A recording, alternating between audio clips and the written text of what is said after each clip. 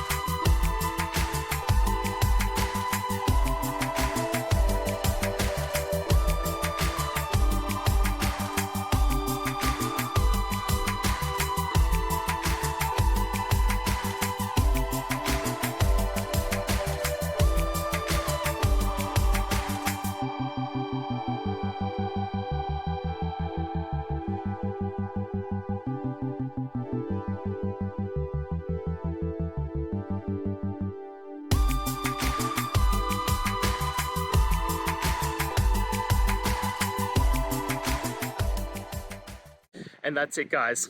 I hope we've gone through the question and found that solution you're looking for. And look, if we did, please hit subscribe. I'd really appreciate it.